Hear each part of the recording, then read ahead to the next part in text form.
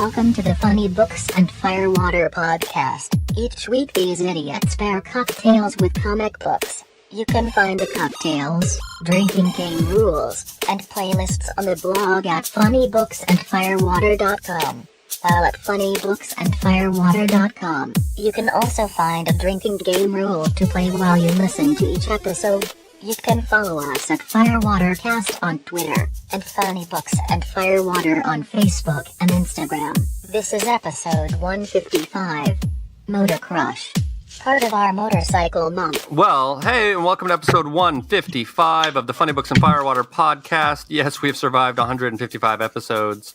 That's a lot of episodes. It really is, especially considering the average podcast lasts 8. We've done pretty well. So this week we are starting our month of April, which is our motorcycle month, with the first book, which is Motor Crush, which was actually the book I was reading when I texted Todd and said, hey, we should do a book of motorcycle comic books. And so we came up with this list, and everyone else is now subject to it. Ha-ha. Yeah. Todd, do you want to introduce this book a little bit, since you are the one who turned me on to it? And I'm pretty sure he had it as a recommendation once, many moons ago. I'm sure I did. Too. So, Motor Crush, it's an Image comic, so it's creator-owned. It was actually done by the creative team that was doing DC's Batgirl from Burnside. And they were working on that, and then they all decided, you know what, we're done with this, and we're going to go do Motor Crush instead. So all three of them stopped doing the book all at the same time and started up Motor Crush. Oh, cool. And I just bought the second trade today, actually. So it's it takes place in a fictional town where racing is king. So you've got these officially sanctioned race, and then she also night races for extra stuff. Yeah, which we'll get into. We don't want to spoil everything. So it's stuff. And every time I read this book, though, I've watched too much How I Met Your Mother. Because yes, yeah. So my because you're drinking. We'll find out when we get to your drinking game. Yeah, but it's the protagonist is female. Funny note, side note on watching too much How I Met Your Mother. If you've been watching Doom Patrol, Rita, Elastigirl, is Crazy Meg. Oh. Okay. I haven't watched Doom Patrol.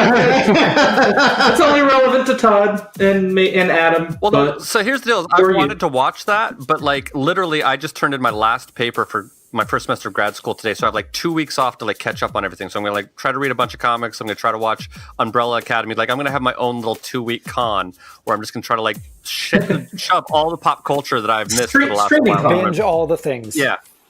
Binge Con. All the things. Binge Con 2019. Woo! Yes. So you're still going to bed at a reasonable hour because we're not 18 anymore. Well, I know you do have access to the DC app because of a guy you know. Huh? I know, and I might take you up on that now. And if Jason wants to use it too, Jason, wink, wink, nudge, nudge. Know what I mean? I know a guy. Yeah, I might take you up on that at least for 2 weeks so that I can catch up.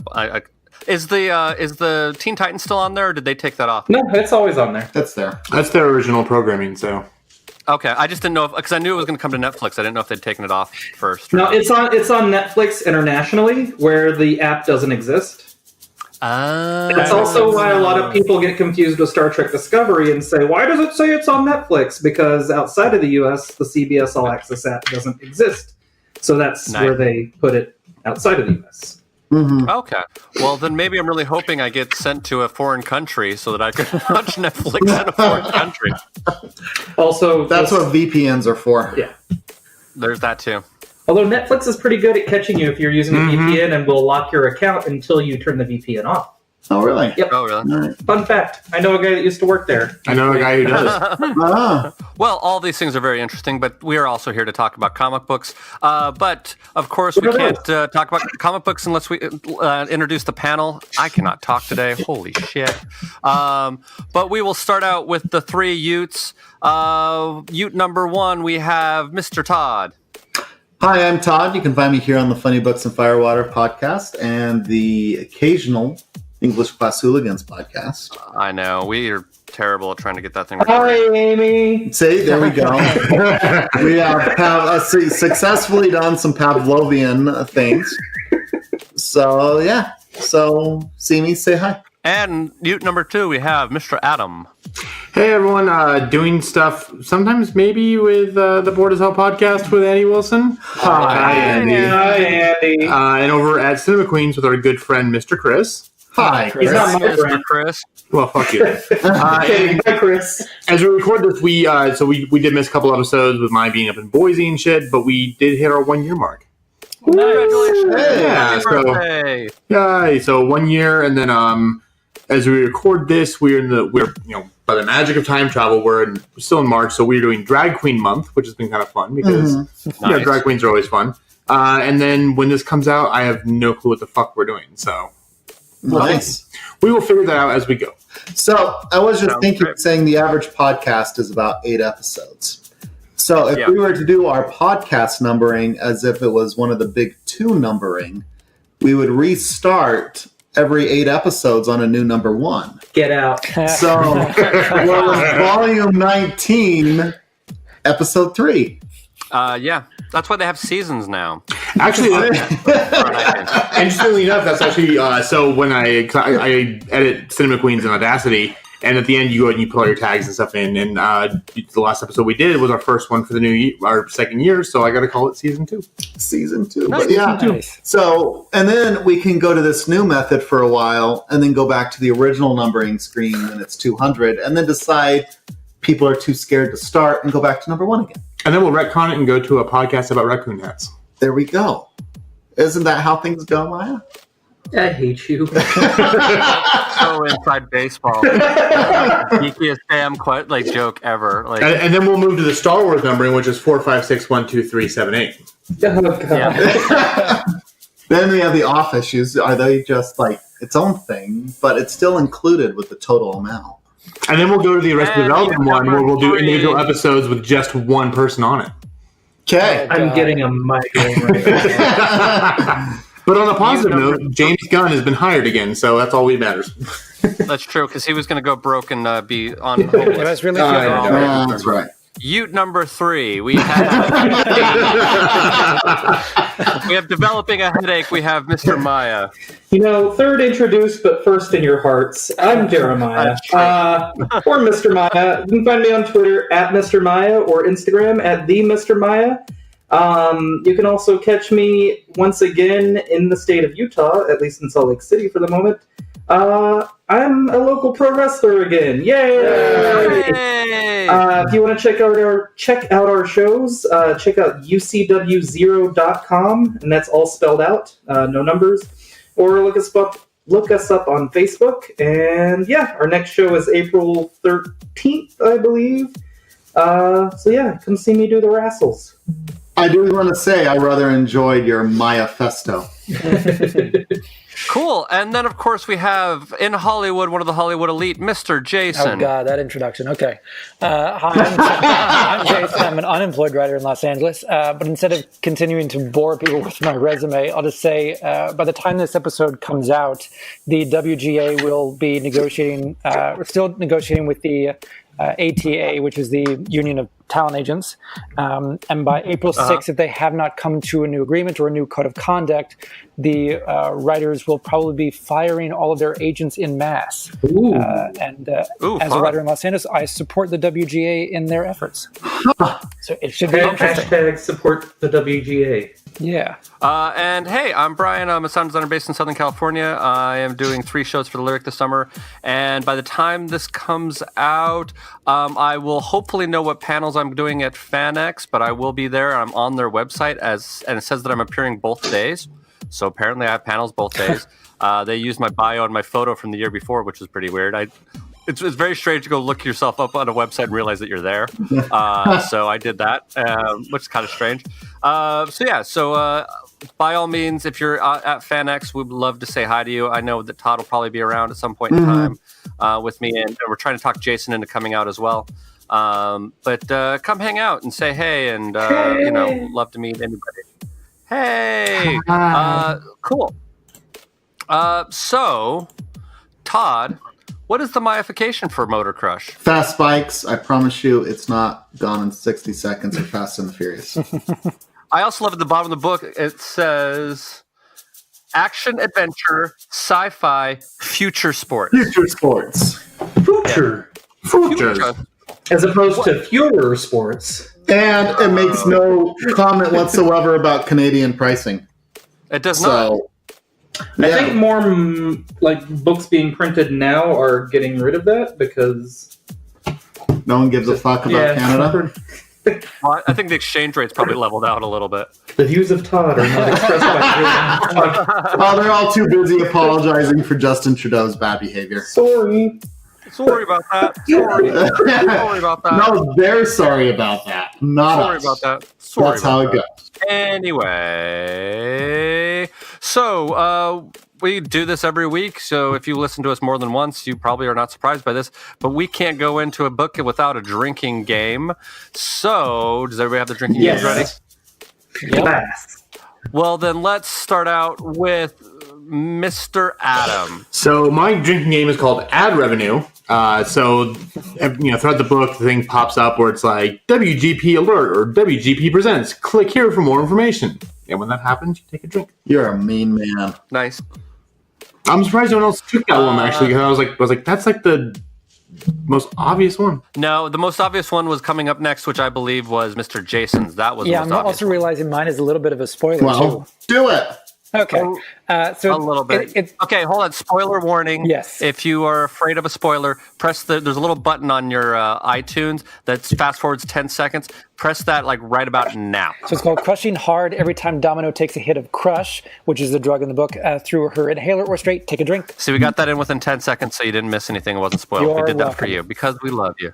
I'm going to go with mine, which is Inquiring Minds Want to Know. Every time the cat ball wants to record a post, take a drink. It'll make more sense when you read the book. That one's not nearly as evil as it sounds. And then, of course, Mr. Todd, who is referencing this week How I Met Your Mother. Mr. Todd, take it away. It's called a flail. So every time you see a flail, it just ripped me right out of this book. And I just was thinking of Ted with that, shit eating brand and it's going to hit the ceiling. Yeah. Mr. Mayo, what is your drinking game rule? So I wanted to go last because I'm going to shoehorn this into I picked 2 songs for this book, and one song goes along with my drinking game, and the drinking game is Oh Domino.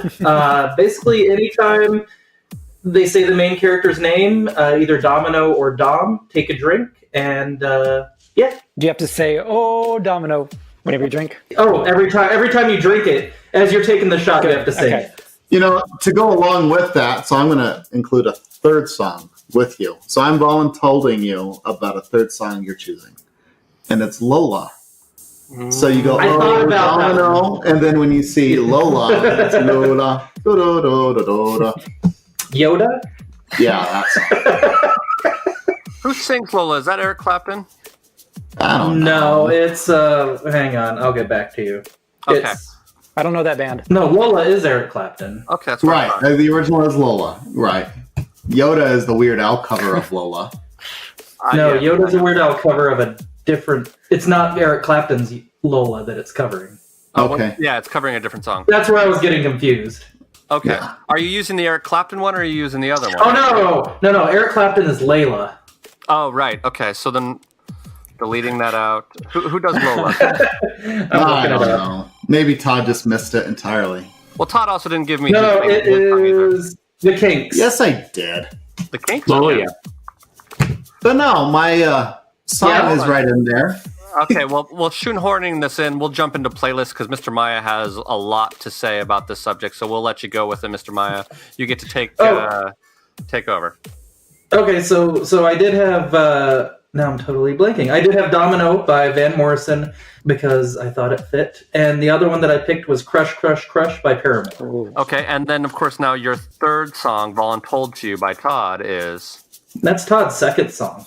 Oh, is that Todd's second song now? You got voluntold. It's too late now. Okay, well, Todd, what's your first song? My first song is Leader of the Pack. By... I don't know. It came out like 60 fucking years ago. I know, but I was going to write it down, and I don't know. Then, Todd, what is your second one? No, that's the only one I've got. Maya's the one with 3. fuck you. Just say it. Lola.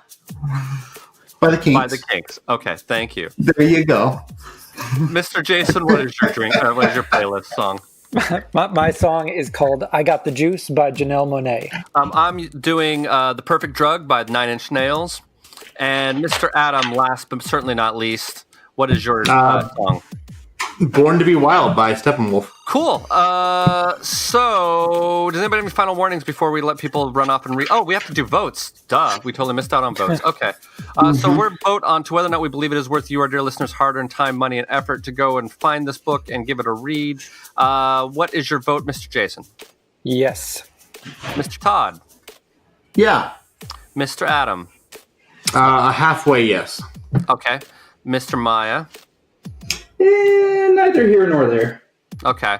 I'm a yes. I actually went and bought the second book, but yeah. Okay. But we'll get into the gory details later.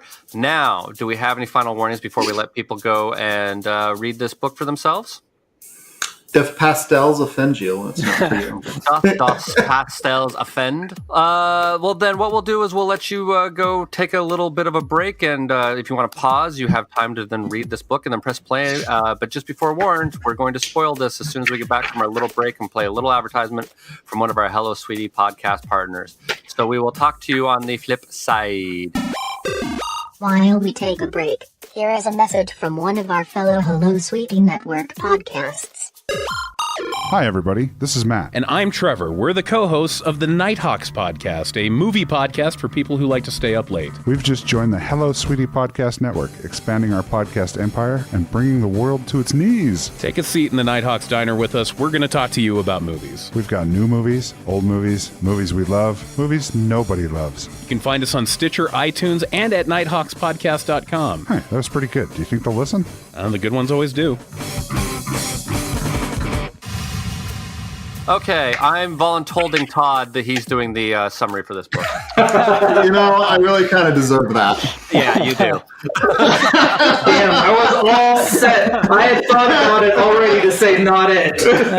Same. See, that's where it keeps things. And see, I was going to do nose goes and just let you guys guess who did it. Nope, we're voluntolding Todd. So, Mr. Todd, do you want to give us a summary? I really, that's cool. So I really do deserve that. I learned that voluntold was like my word of the year last year. I heard that and there's that portmanteau is perfect and real, and I totally get that word. So I don't try not to overuse it, but every now and then you're like, I just voluntold you to do this. Actually, honey. That's another portmanteau. Yeah. All right. So Motor Crush. So Motor Crush, it starts out as you've got Domino Swift as the main character. It opens up, you see her on a bike with a bat with a bunch of nails sticking out. So all of a sudden, starting out, she's a bit of a badass. And she's getting ready to race down a thing. She makes a big appearance. She's screaming through. She says hi to some of these other gentlemen. And she's like, oh, the bike needs some work. And they're like, we can help you out. You're a good guy. She goes to race. She wins a race, and there's more talking with her dad, which happens to be running the bike shop. She's talking to some fans, and as this goes on, you see her racing again at night. This one is much edgier, and people are trying to beat the shit out of each other, and they're talking a lot of smack and shit. But since our main character is awesome, she wins wins the day, and she gets her prize, which happens to be a vial of 3 vials of Crush. And what is Crush, sir? Crush is... It's an orange drink. An orange drink. A narcotic for machines? And humans alike. And humans alike. They saw one guy that was cheating, and so they dump a whole vial into him, and he goes crazy. He gets all veiny, then he blows up. It's a lot better than Zydrate. Zydrate? Mm-hmm. I'm not familiar with that one. Repo the Genetic Opera. So. Oh. I kind of liked that movie, but I can't really. The sequel was horrible. They made a sequel? There was a sequel. It was a musical by the same people. It's called The Devil's Carnival, and it was god awful. Yeah, I've heard of that. Dog shit's horrible. Oh, I kind of liked it, but I didn't really like it. I love it. Continue. All right. Sorry, I was just thinking of Paris Hilton again, and I don't know. But her why. face falls off. That's why I was thinking of Paris Hilton. Yeah, it's wonderful. All her best movies, she dies or her face falls off. That and House of Wax. What else? Yeah, I say House of Wax. She dies.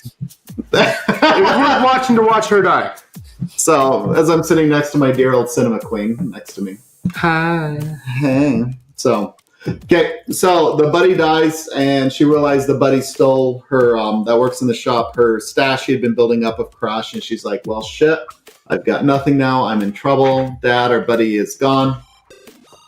Going through here, she's like, I really need some. She goes to steal it from those that took him back. She's running away. And she does her biker skills, because when it's a book about biking, it's always biking is the answer. So there's a family season.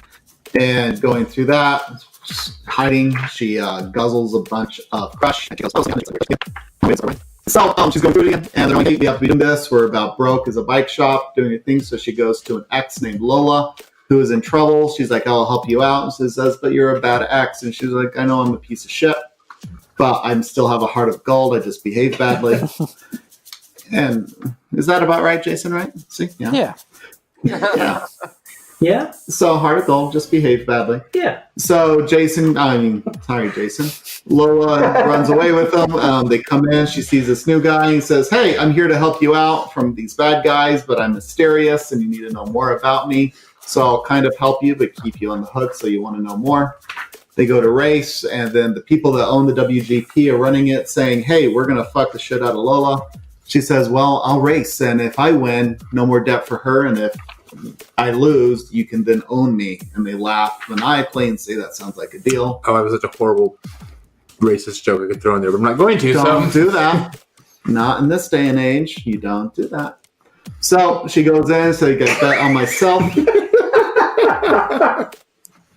Can you tell Todd's become a dad? Like, What? that was a very dad response. We don't do that. We don't do that. No. Not gonna do it. Not gonna do it.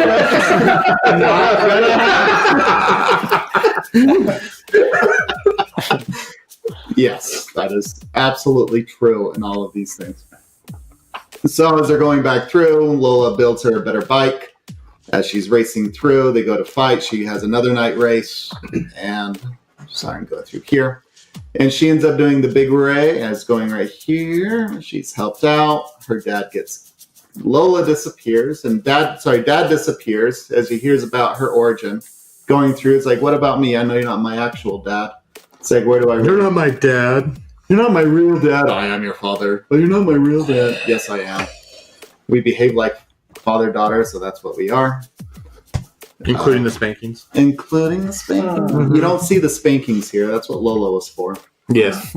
So, because we know Lola's a Dom top. Absolutely. Yes. There's no doubt in my mind. And apparently, she's not just a rad biker, she's a rad skateboarder, too, because she's just edgy and cool that way. So, lots of pastels. Then, they're going to talk serious because there's a nighttime scene. She learns about her oranges. Oranges. Mm-hmm. Her orange yes. crush. I mean, there's a lot of orange in this book. There is pastel. It's beautiful. You've got the It's a floating perfect diamond. Easter book. It is the floating diamond, upside down pyramid. And are we watching the movie Oblivion again? That's actually a feminine symbol. A what? That's a feminine symbol. The upside down triangle. Pyramid. It's upside down triangles as well. It's still feminine. It's the chalice. Go Babs. So, and they're going back through. She gets in. She's running the race. She saves her dad because Lola is smart with things and rebuilds this. She takes too much crush and she super zooms to another place and going, wow, that was trippy. She walks in and Lola goes, Babs, you've been gone for 2 years. You just showed up. And she's like, what the fuck? Dun, dun, dun. Yep, that's how it ends. Okay. Dun, dun. Well, Mr. Meyer, you're on the fence on this one, so I'm curious as what your complaints are. I don't really have complaints. This just, to me, as I was reading this book, there's nothing that really wowed me, but nothing I really hated. To me, it was like, I'm kind of curious up until like the last little bit. The last few pages kind of made me want to at least check out the next volume. But kind of going through the rest of the book kind of just felt like going through the motions to me. And Yeah, I can't really. There's nothing I really loved or disloved about this book. It was just kind of there.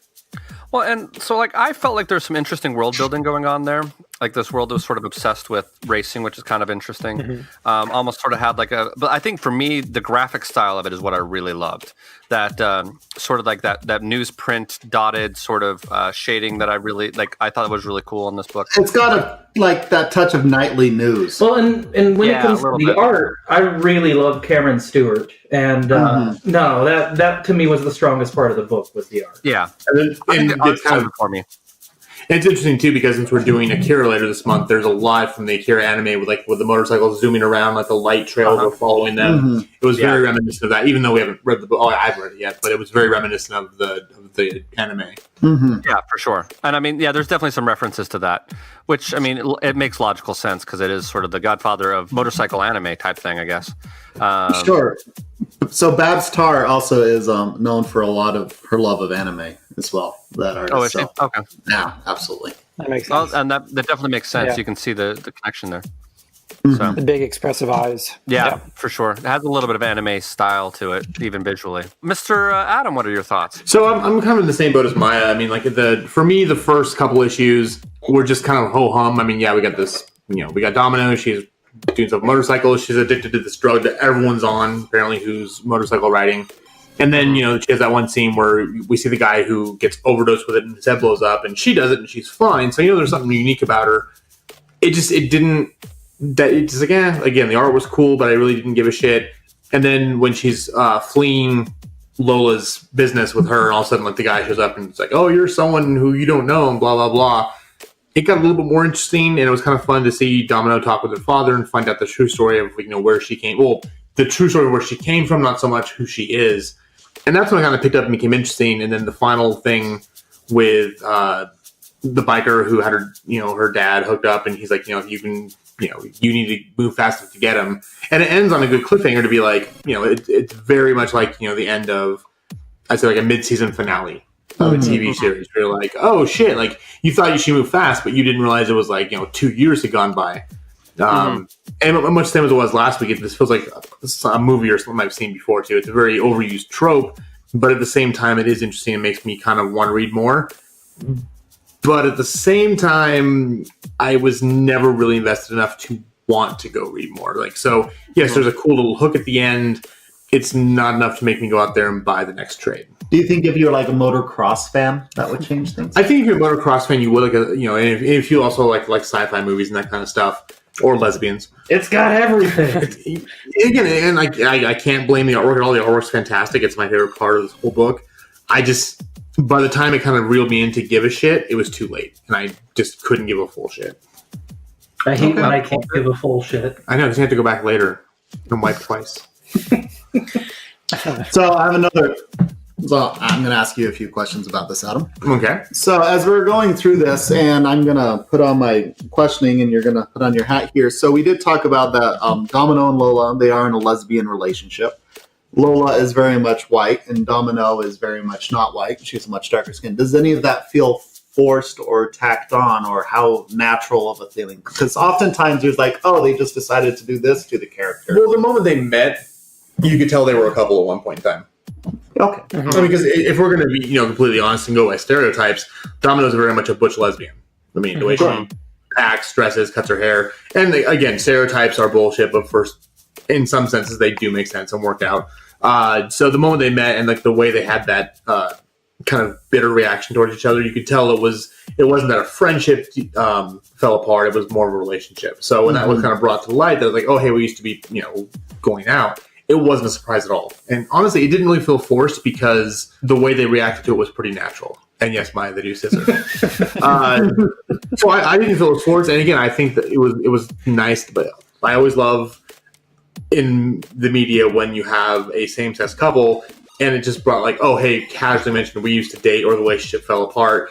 And it doesn't become the driving force of who that character is.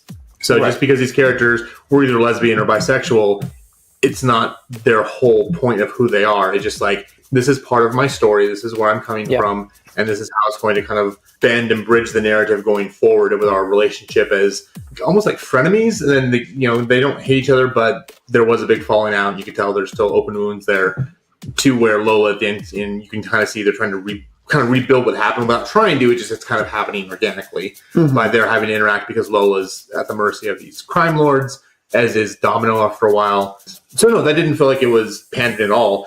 It felt like a very natural part of the story and it wasn't a surprising part of the story, I guess, what I'm looking for. Okay. Because when I originally had mentioned this, because as we do Pride Month every year and whatnot, sometimes we're on the lookout for, what would be a good fitting.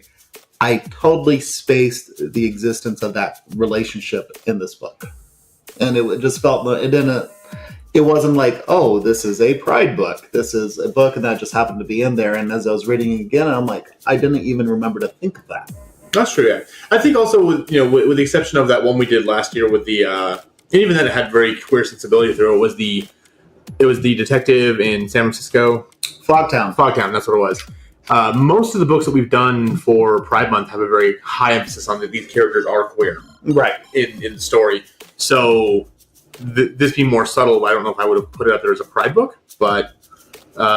Again, it is good to see representation, especially lesbians, because you don't always see the lesbian representation. You see a lot of more of the gay male or this and that. Right. Or if it is lesbian representation, it's very titillating. It's all about the sex. It's all about, two women making out, ha ha ha, or scissoring his mind is doing it. Right. So again, having same-sex couples, especially lesbians, who are relying on the fact that it's just part of who they are, not 100% who they are, and we're not here to show you tits and ass eating pussy. That's always a good thing.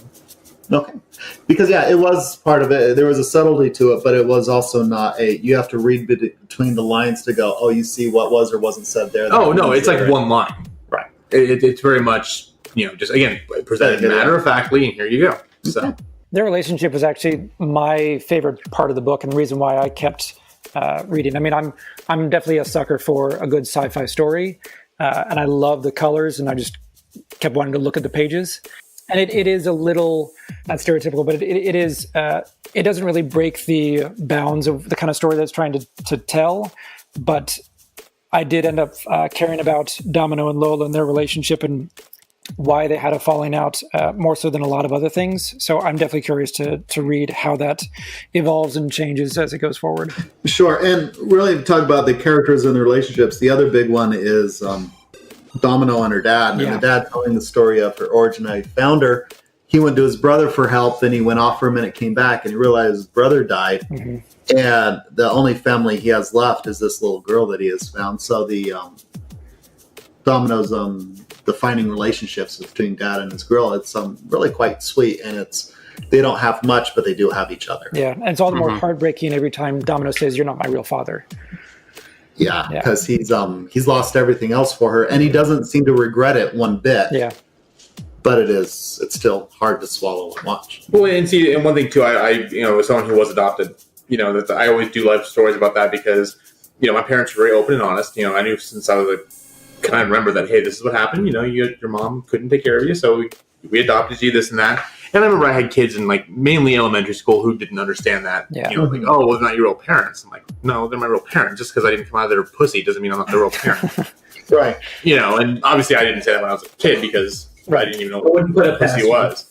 I was sucking dicks before I knew what being gay was. So I was very sheltered as a child. But no, I do like the fact that, the relationship her and her father, and he specifically says, this is my daughter. It's not like, I'm like her substitute father or she's my substitute daughter. It's like, this is very much our relationship and who we are. Yeah. So what I am, and I guess coming back to this again, impressed with the writing that I enjoy is we've got this main character, and if you're going to start listing attributes to this character of a minority of some form, that she's female, she's not white, she's adopted, she is not heterosexual. And in so many ways, it seems if it was handled well enough, it all felt extremely natural to me and very fitting.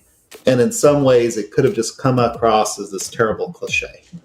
No, and my gripes for the book have nothing to do with that. In fact, they presented all those facets of her character very, very well. They did. So some of the story wasn't catching, but I think what was as she's doing it, it felt very natural. There was nothing off-putting or felt forced. Mm-hmm.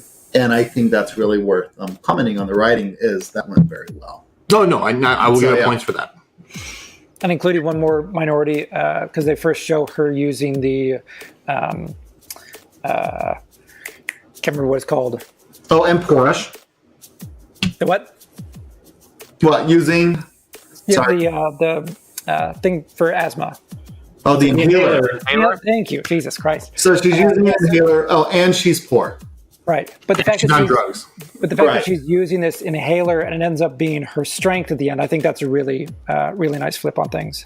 Because usually you see someone with an inhaler or breathing problem, it's something they just sort of have to struggle with and get through. But in this, it's her strength. Mm-hmm. So we're adding asthma to the list of minority traits. Yes. Although I don't know. I grew up with asthma. I felt like a lot of people had asthma, but that's just me. Well, it's like when you buy a red car. Every car you see, you notice all the red cars. Like, oh, they're everywhere. Probably true. Yeah, it's probably true. But well, Mr. Jason, what are your thoughts? I really liked it. I mean, I don't think we could discuss the art style enough. It's just vibrant and beautiful, and yeah, I mean, it has a certain sense of warmth because there's so much of that pink color to it, but it's very charged. Yeah, I mean, it's just, there's a lot of personality to it. And one of the things that I was struck at the most, disregarding all of the colors, were the eyebrows of the characters and how expressive they are. Every single frame is just really well done. Okay. Yeah. Cool. And, and for would you say their eyebrows are on fleek? I actually would. Fleek as fuck, right? So he does live in Hollywood, so yeah. Their eyebrows are just eating all over the place.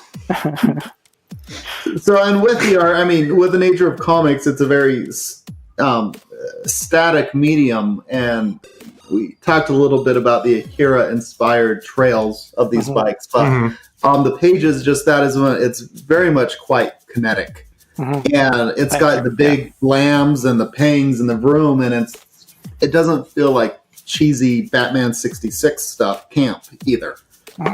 So it really straddles the line. It's using all of these things, and it's straddling well, and it's balanced well enough. You feel the action and everything going through, and really maximizing what the medium can do. But it doesn't. It all just flows so well. It's just really well done. The balancing, the framing. I mean, the person doing the colors had so much fun, and there was so much personality there. But yeah, it's all really good. And you've got the dad with a peg leg, and I can't decide if it's just a peg or it looks like a hacksaw is what his peg leg is. I thought it was at first like a knife or something like that. So did you guys decide what that looks like? Because if it's like a hacksaw, that's just kind of awesome and fun. The character design. I'm looking for that again. It doesn't look like a saw, but it looks like it is some sort of peg leg with a spring, or is that suspension? Maybe it's a suspension. I was going to say it's probably something car related. Yeah, that makes sense. Yeah, it could be car related too. Sure. Or vehicle related. So, and it gives it like an extra futuristic type of a look. So, in some ways, it was kind of reminiscent of Cowboy Bebop. Yes, 100%. So, and I absolutely fell in love with that show. But yeah, you've got this feeling it's very much in the future, yet things still feel tired and worn out.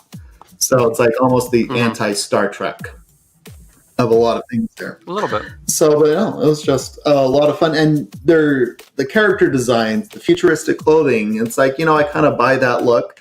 At the same time, it's not like, oh, look, they're just wearing foil outfits kind of future. So, yeah, I mean, the packaging for all of this was done super well.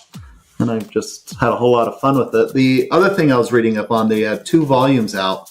Then they canceled the solicit for the 11th or 12th issue, and then they announced they're changing format, and they stopped doing single issues, and their next trade is just going to drop as an entire trade without floppies. Oh, is it? Yeah, they're like, no more floppies. We're not being stuck to the 22-page format and having to have a whole story. It's like they're looking for some more room to breathe in their storytelling. That actually, I think, will help a lot because I as much as I did enjoy the book, part of my frustration was that it felt like they were moving through some really big moments pretty quickly. I think the one in particular that stuck out to me was when Domino asks her father, "Why won't you tell me where I come from?" It just comes out of nowhere. Before that, there's no real reason why the reader would think that she's different from everyone else. Even when she takes the drug, that's not even a clear indication that there is something more different about her. It just felt like it was a very abrupt change of the scene dynamic. I was kind of lukewarm on the book. But thinking about it more and more, I think I would probably be more interested in this as like a TV show than... I think it'd be a really fascinating TV show for sure.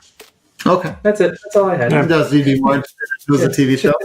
Well, cool. Does anybody else have any more thoughts they want to bring up?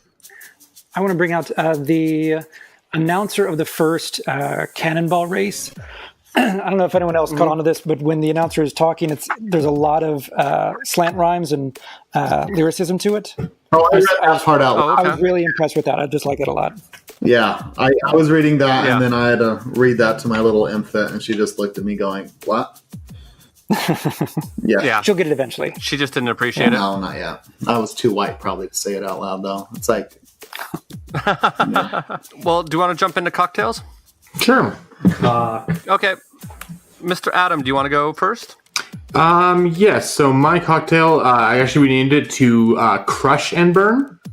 So this one, you take a shaker full of ice, you add 2 ounces of dark rum, 1 ounce of triple sec, 2 ounces of light rum, 1 ounce of 151, 1 ounce of lime juice, 1 ounce of orange juice, 1 ounce of pineapple juice, 1 tablespoon of grenadine, and you can do 1 tablespoon of almond syrup or like 1 teaspoon of almond extract, kind of for the almond flavor. You shake the shit out of it, you strain into a glass full of ice, you garnish with a pineapple chunk, and then you have your one drink, and you are going to crash and burn because of all the alcohol in it. So that looks like a tiki version of a Long Island. It kind of is, yeah, but just more rum-based. Mm-hmm. Interesting. Mr. Jason, what is your cocktail? So mine is called a Vibrant Vixen, and it requires a very particular kind of liqueur called Vinique Original Liqueur, which I'd never heard of before, which is apparently a blend of vodka, Moscato, and natural flute flavors. Flute flavors? As well as some sort of fruit flavors. Fruit. Oh, okay. So I heard flute, and I was like, what is a flute flavor? I probably spoke too quickly. Oh. So natural fruit flavors, as well as some sort of I've had glitter-like appearance. It looks like a symbiote. In the bottle, it like swirls around and is, it looks like a symbiote. It looks cooler than it tastes. Yeah. Okay. Okay. Well, you want to take 2 lemon wedges and 10 to 15 mint leaves, muddle the lemons and mint together at the bottom of a tall glass. Add the Vinique and, 3 ounces of Vinique and 1 ounce of soda water. Stir thoroughly and then garnish with a mint sprig and enjoy. Or just look at it because it probably looks cooler than it tastes. Cool. I'm going to go with mine. Mine is called Motor Oil. This is a little shot. It is 1 ounce of Jägermeister, a half ounce of peppermint schnapps, a half ounce of Goldschlager, and a half ounce of Malibu. You pour the Jaeger into a triple shot glass, add the peppermint schnapps, then the Goldschlager. So you're letting these on top of each other, and then you top with the Malibu, and then you just take it as a shot. Mr. Maya, what is your... If it's in a triple shot glass, it's not just a little shot. It's not, no. But, Okay. All right. Okay. Well, Mr. Todd, do you want to go next with your cocktail? Sure. Mine's called Turbo, is the name of this drink. So it's got a half ounce of a blackcurrant liqueur, so like a cream de cassis is good. 8 ounces of a dry hard cider, 8 ounces of a light lager, and what you're going to do is you're going to put the liqueur in the bottom of a chilled pint glass, and then you're going to pour in the cider and the lager on top, and then you take a sprig of rosemary to garnish it, and then a little blackberry as well. And then you serve that immediately. So you've got a nice black darkness right at the bottom with the cider and the lager beer just mixed together on top. Cool. And then Mr. Maya, what is your cocktail? I'm calling mine the Crush Cocktail, but it has another name. It's called an El Guapo. It's 2 ounces of tequila, half an ounce of pear syrup, 3/4 of an ounce of lime juice, ginger beer, and a lime wedge for garnish. You're going to shake the tequila, the pear syrup, and the lime juice with ice in a shaker. Strain it into a rocks glass filled with fresh ice, and then top it with a ginger beer and garnish with a lime wedge. Nice. I like me some ginger. I bet that pear syrup adds some good sweetness and a little bit. Yeah. Yeah, be good. Cool. Does anybody else have any extra parting thoughts before we move on to final grades? Okay. Guess not. Cool. Then let's jump into final grades for this book. For self-contained, what is your grade, Mr. Maya? I mean, it obviously continues on beyond this, so I'm going to give it like a C. Okay. Mr. Todd? Yeah, it's a C. Okay. Mr. Jason? Mine is an F. It definitely just starts. And Mr. Adam? F as well. Again, it ends on a cliffhanger. You're barely trying to figure out what happened, and then it just died. I'll give it a C because I still think it's fun and readable on its own, but I did want to find out what happened next. So I bought it. So I'll find out soon. So for writing for Brendan Fletcher? Brendan Fletcher. Okay. Is that right? And then the other two are the artists? Yep. Okay, Brendan Fletcher. Yep. What is your grade, Mr. Maya? I'm going to stay with a C. Like I said, it didn't really stick with me. It's going to be something that I won't think about probably after today. It doesn't have any real lasting impression on me, so I'm going to give it a C. Mr. Adam? I'm going to C as well. I mean, as we've discussed more about the book, I mean, I do like how they presented the character with her being a person of color and queer. And again, not making it all about that. It was just a facet of her life. But at the same time, for the first 3 or 4, maybe even almost into the 4th issue, I just didn't care. Okay. And the writing definitely didn't hold up to the art. I'm going to go with a B. I actually really liked the writing of this. I thought it was an interesting story. I mean, there are a few tropes in there, but I think that I think as far as the world building goes and having a character who checks off a lot of boxes on different minorities without it feeling clunky or unnatural, I think you did really pretty good job on that. So I will do that. Mr. Jason, what is your grade? Mine is a B+ as well. I really like the relationship between Dom and Lola and Dom and her father. And I am excited to see how the world building continues. Cool. And Mr. Todd? I'm going to give this a B. I really enjoyed it. I think the characterization and the relationships were fantastic. But back with the valid concerns about pacing as much as anything else being the challenge and a bit jarring here and there knocks it down to that B. But it's a whole lot of fun, and I just want to keep going. So cool. And then for art, for Cameron Stewart and Babs Tarr, what is your grade, Mr. Maya? For the art, I'm going to give it an A. Not only partially because I'm a little biased because I love Cameron Stewart, but it's because he's that good. Everything from the action to the facial expressions to just about everything in this book. This is kind of what kept me going while reading the book when I wasn't into a good chunk of it. Okay. Mr. Todd? It's an A. The art is just so much fun to watch, and it's kind of like a John Wick of art. John Wick. With that being said, there is nothing like truly groundbreaking. They are just taking things from everything else, but it's so stylishly and confidently done. You're like, I'm in for this ride. And it was just so much fun there. So yeah, it's an A. Cool. Mr. Jason? It's an A for me as well. I mean, we could go on and on about the art, even though if it doesn't do anything new, it does what it does extremely well. So I love it for that. I also love the art, so I'm going to stay with everybody else with an A. Mr. Adam, what is your grade? A as well, for all the same reasons we said. I mean, the art's fantastic. It's evocative of Akira and other classic stories. And again, if the writing would have been up to snuff with the art, I'd be in a much different place right now. So, and then for final overall grades, what is your grade, Mr. Adam? I'm going to go with a C. Again, there was nothing special about this book. There were some interesting plot points that were just kind of introduced to a point where was kind of I already checked out. I did enjoy the way they portrayed the main character, and as we said, the art's fantastic. And while there is an interesting hook at the end, it just wasn't worth the journey to get there. So I really don't plan on reading more. So, but it's not bad. It's kind of meh. I really enjoyed it. I thought the art was really fun, and I thought the story was pretty good. But I'm going to go with a solid B. Mr. Maya, what is your grade? I'm going to give it a C+. The plus is for the art. I've kind of said everything else I need to say about it. Yeah, I'm just sticking it with a C+. Okay, Mr. Todd, what is your grade? It's a B+. I mean, I really enjoyed it. Had a great time with it. There's more to read, and I enjoyed that too. So, B+. And Mr. Jason? I'm actually going with an A. I think it's a great story. The representation of Dom and Lola's relationship is really good and really important.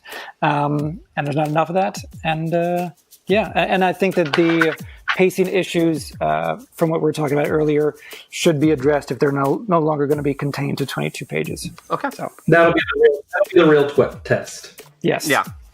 That gives us a GPA of 2.92, which is just barely under a B average. So it's a C+. Sorry, no, it's a B-, almost a B average GPA, which is pretty indicative of what we actually had to say here. The averages don't seem to lie. So what are we doing next week? I don't have that in front of me. Isn't it Joyride? Oh, okay. Or is it Cosmic Ghost Rider? I don't know. I'm going to look that up real fast. Cosmic Ghost Cosmic Ghost Ghost Rider by Donny Cates. Thanos Must Die. Baby Thanos Must Die, yeah. Baby Here's the thing. Thanos. It's isn't it the sequel to his Thanos run? I have no idea. Oh, I'm pretty sure it's because that's where Cosmic Ghost Rider was introduced in Donny Cates's Thanos wins. Thanos Wins. And so I'm pretty sure I haven't read it, but I'm pretty sure it's a sequel to that. Okay. the honest fact is, I don't think anybody's read this, so we're all going to be surprised by what it is. But I'm also sure that they'll tell us what we need to know if you. Sure. And it fits our theme because we saw the word Ghost Rider, and it's like, he's always on a bike. So if there's no bike in it, screw you guys. We totally fucked up. He's always on a bike. And spoiler alert, Cosmic Ghost Rider isn't who you might think. Oh. Yeah, it's on the back of the book. Oh, does it? Okay, Yeah. then I'll say it then. It's the Punisher. Yes. Frank Castle. Really? Frank Castle is Cosmic Ghost Rider. Huh. Good to know. Things you learn every day. Well, cool. Does anybody have any recommendations for this week? I do. I have three. Two of them aren't in front of me, but I'm going to continue on with my love of Cameron Stewart. Unfortunately, this also means my love of Grant Morrison as well, because they work together a lot. Hey! But Hi, Adam. check out Batman and Robin Volume 2. And that's when Dick Grayson was Batman and with Damian as Robin. And then also check out the Seven Soldiers. I think they only have them in like either the omnibus or the two trades. But the Guardian, or I think it was called the Manhattan Guardian miniseries in there was Cameron Stewart. And then right here in front of me, I have a book that I'm going to show to Todd here in a second called Sea Guy, which is really, really weird and trippy. And I'm just going to read the back of the book and let you make up what you think it's about for yourself. A lone superhero in a perfect childlike world that's made his profession obsolete. Sea Guy has only a floating, cigar-smoking tuna and the cool blue glow of endless TV reruns to keep him company.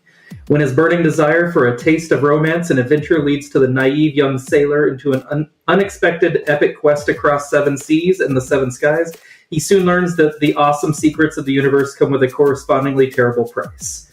In this time of complacency, all-knowing cartoons, and all-seeing authority, is it worth losing everything just to learn what's really going on?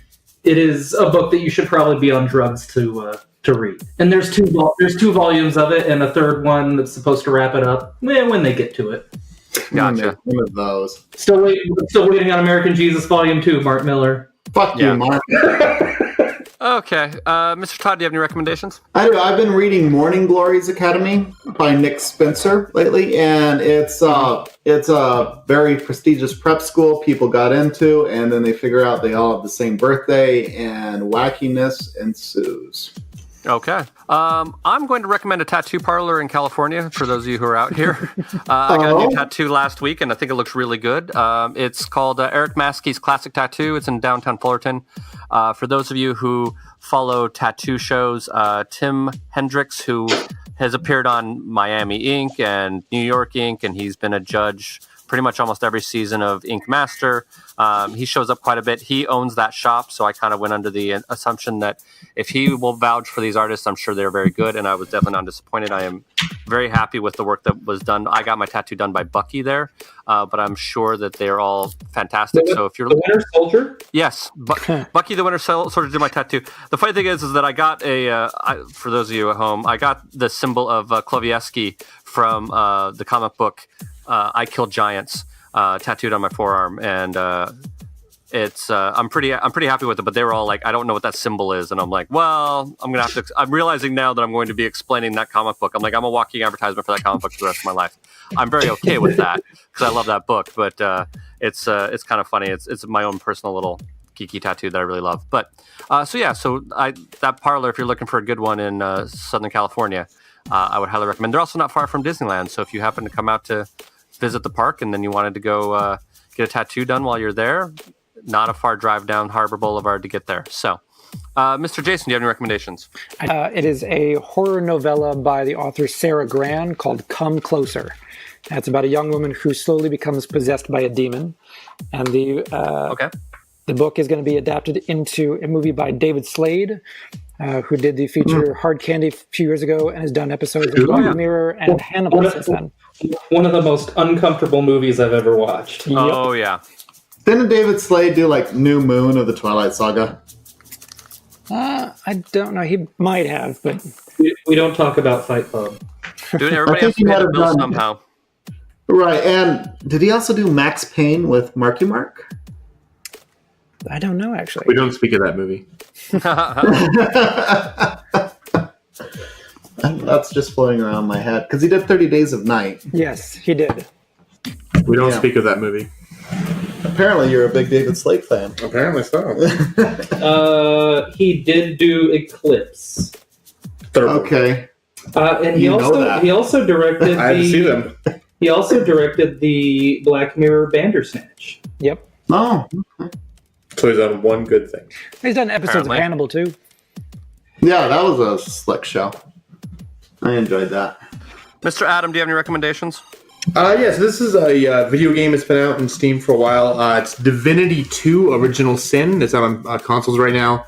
It's a top-down action RPG, kind of like Baldur's Gate or one of those type of games. What's really unique about it is that you can do two-player split screen, which most RPGs don't let you do. And then the thing was that the game is really optimized for PC, but they made it work for consoles with controllers instead of a mouse and a keyboard. Basically, there are these... I'm not very far in yet, but I'm far enough to know that the basic plot was that this woman is like a magic person, and she destroys a bunch of people, so they round up all these people with gifts, and you're on a ship going to like the slave colony to be put in this prison forever, and your ship gets attacked by a kraken, and you've got to try to escape. And it's one of those cool games where you can create your own character, you can choose a pre-made character that has a background story. You can still change how they look, and you can still customize everything about them but who they are. And so, like, for instance, I'm playing with Clark, and his character is this guy who looks like Ghost Rider, but his thing is he's undead, so if you try to heal him, it hurts him, but if he walks through poison, it cures him. He looks like that character from the PBS show with the kids where they solve crimes. Yes, exactly. The little black dot with the lines around the tree, yeah. And it's like a turn-based, when you go into battles, like turn-based strategy and stuff. But so far it's really cool. We're only on the first island, but there's just a ton of shit to do. Like, some characters can talk to animals. So I talked to this dog who's all sad because his mate of the last 52 years, in dog years, disappeared. And so he's trying to find him. So you go look for her, and it's been a lot of fun. So it's definitely one to check out. I think you can pick it up right now on sale for like $30 from like GameStop or Best Buy. So... it looks like it has probably at least 100 hours of gameplay in it. So cool, nice. But don't get the first one. The second one's the good one. The first one sucks. Cool. Well, then I think that will do it for this week. So next week, join us for Cosmic Ghost Rider Baby Thanos Must Die by Donny Cates. Until then, so long, and thanks for all the fishes. Bye, everybody. Bye. Try and get some sleep. Oh my God. Thank you for joining us. Please rate us on whatever service you listen on. And remember, at least we're not cinema queens.